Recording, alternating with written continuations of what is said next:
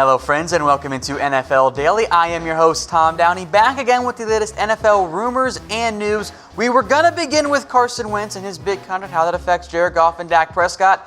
But then we got some updates on Tyreek Hill, and that is where we will begin today's show with the latest on Hill. The update is he will not face any criminal charges. The child battery investigation that was reopened in April after it was investigated and then closed and then reopened, that has been closed again. Now, the DA did say, of course, if we get any new information, we can reopen it. But for now, they are not actively investigating it, and Hill is not going to face any criminal charges. Now, remember, his son broke his arm, and police thought there was a crime committed. They just didn't know by whom, and that's left open a big question mark around Tyreek Hill. But for the Chiefs and Hill, this is good news for them, at least maybe more so for Tyreek Hill.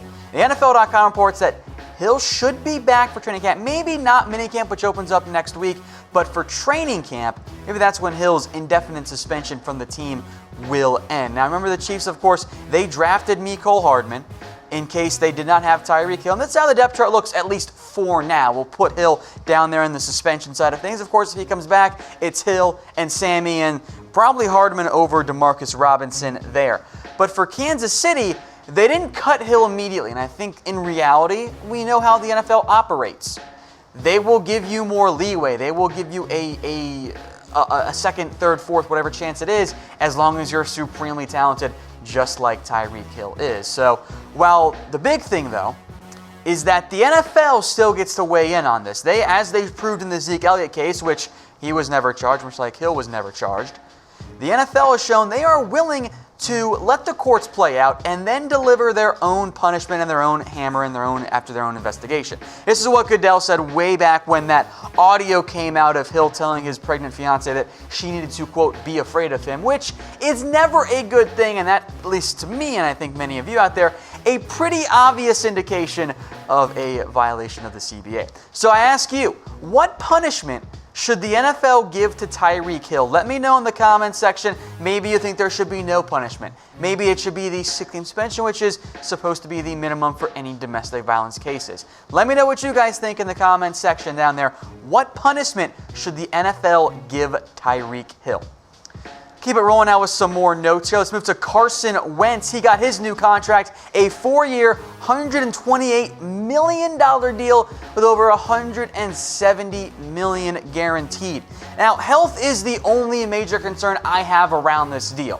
Wentz, we know how good he is, but there have been injury problems the past 2 years. So again, here are the contract details on this. It comes in at $32 million per year. Those are the contract details on that one for Carson Wentz there in terms of what he gets from the Eagles. And the past 3 years have been very good for Carson Wentz when healthy. That's the big caveat there. Of course, limited in 2018, missed some time to begin, came back, got hurt again. 2017 was in the midst of an MVP caliber year, and then he went down with that injury. In 2016, not as good in his first year.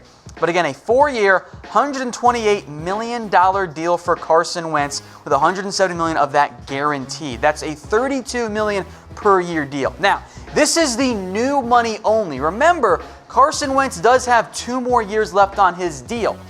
So this is what that looks like with the new money and with the deals. Of course, a fairly cheap deal this year, and then that 5th-year option a little bit more expensive next season. Then it becomes a 6-year, $154 million deal with, I'll include the 2 years left on this upcoming deal in terms of the guaranteed, so I'll bump that up to $133. That checks in just over $25.5 million. So again, new money is what matters in particular for any extension as it relates to Dak Prescott and Carson Wentz, which we'll get to here in a minute, or Dak Prescott and Jared Goff, which we'll get to here in a minute. But for Wentz, he got the money he wanted, and for the Eagles, he signs before Jared Goff and before Dak Prescott do. So let me know in the comment section, folks, here, what you think of this deal.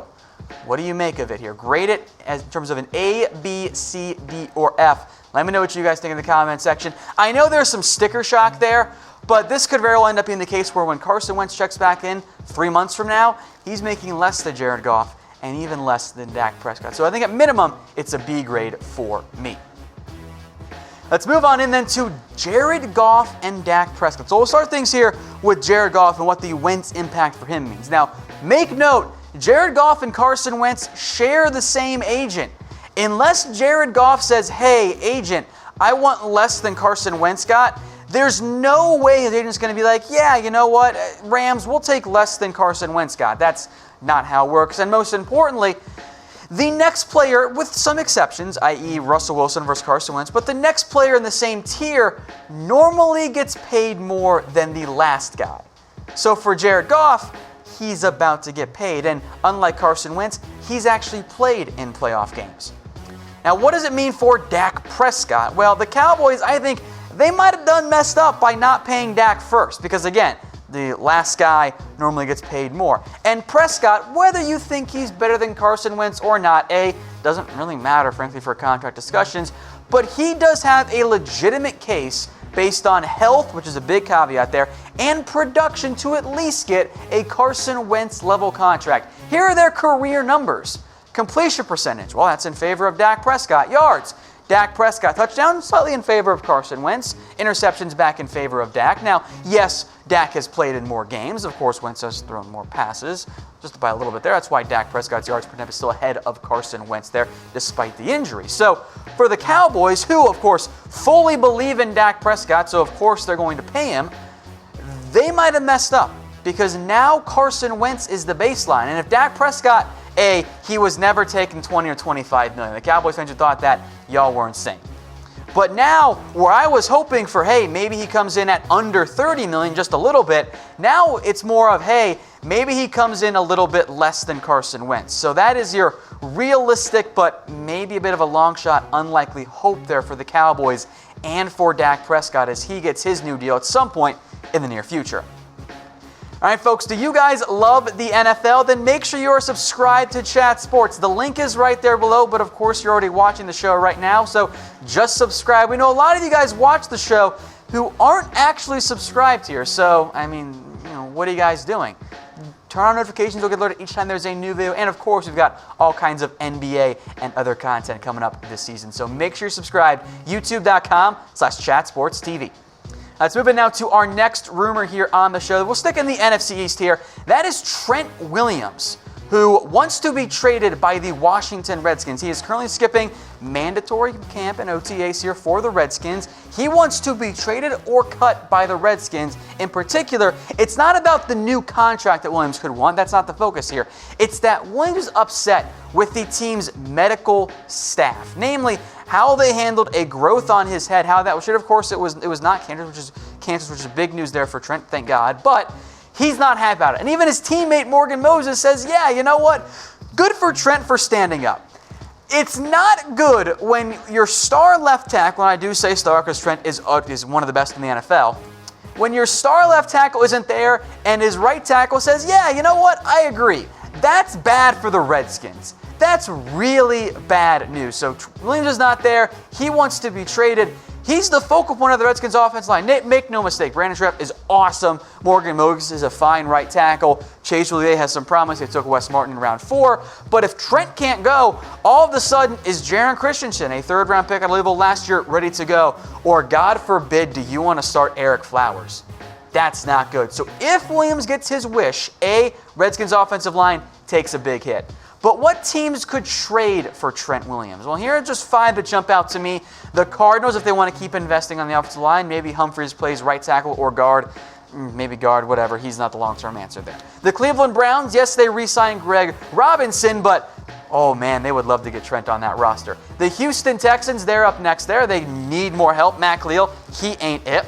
And it would give their young first-round pick more time to develop there. The Jets could use more help in Seattle. Maybe Dwayne Brown would go over to right tackle. If so, all of a sudden, that's actually a really good duo at tackle for the Seattle Seahawks. So assuming the Redskins do end up trading Trent, which is a big assumption, to be fair, and we know what happens when you assume, what team should trade for him? Let me know in the comment section. The Browns jump out to me as the most fun fit, but let me know who you're thinking in the comment section. All right, next up, more trade rumors here on today's show. How about Reshad Jones? The Dolphins are open to trading him. The report from the Miami Herald was that if they got an offer to their liking, I suspect it's almost if they got an offer, period. Now, I like Jones. He has been a really good quarterback or safety the past couple of years in the NFL. But he wasn't that good last year in terms of relative to his own value and the way he's played in the past. He had a down year. There were clearly locker room issues with Jones and Adam Gase. He's coming off an injury as well. And most importantly, he's due a ton of money. Reshad Jones is a $17.16 million cap hit. That is more than any safety in the NFL by a significant margin. That is a massive amount of money to pay for a safety. And the Dolphins, they can't cut him. If they cut him, they save $100K. That doesn't make any sense to do it. There's no reason behind that. Now, even if they're able to trade him, well, the issue is the new team has to pay him a $13.1 million base salary. That's still second among safeties in the NFL.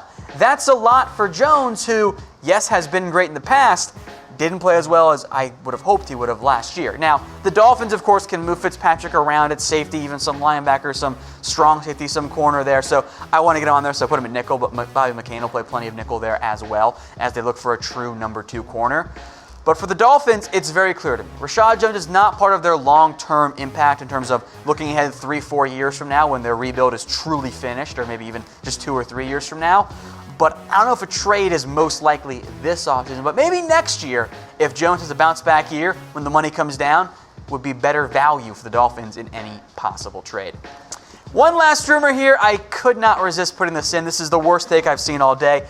Duke Johnson. USA Today says the Browns should cut Duke Johnson, which is just dumb. There's no other way around it. Now, of course, Duke Johnson has asked for a trade in early April. He still wants to be traded. He's not happy about it. And I get that. Duke wants the ball. All running backs and receivers, tight ends want the ball. That's like why they play a position. They don't want to sit around not getting the ball. That defeats the purpose altogether. But USA Today's Nate Davis was like, this is inappropriate by Duke Johnson. He should shut up and go about his business. Of course, Duke is at minicamp and all that stuff. And here's the thing. The Browns actually need Duke Johnson. It's not like this is a 4th-string running back who's terrible. Duke Johnson is actually good at football. Nick Chubb is great. They did sign Kareem Hunt, yes. He's suspended for the first half of the season. If Nick Chubb goes down, all of a sudden you're leaning on Ernest Johnson as your running back if you trade Duke Johnson too. If you get a mid-round pick back, okay, cool, that makes some more sense. You can go find another back in free agency or even in a different trade. But outright cutting Duke Johnson because he wants a trade is stupid. That doesn't make any sense for the Cleveland Browns whatsoever. And oh, by the way, they wouldn't save much money either. In the end, of Duke Johnson's just over $4 million cap hit, they'd save about $500K. That doesn't make any sense whatsoever for the Cleveland Browns. All right, folks, I am Tom Downey. Go follow me on Twitter at WhatGoingDowney, and make sure you guys are subscribed to us on YouTube, and we'll see you back again in just a little bit.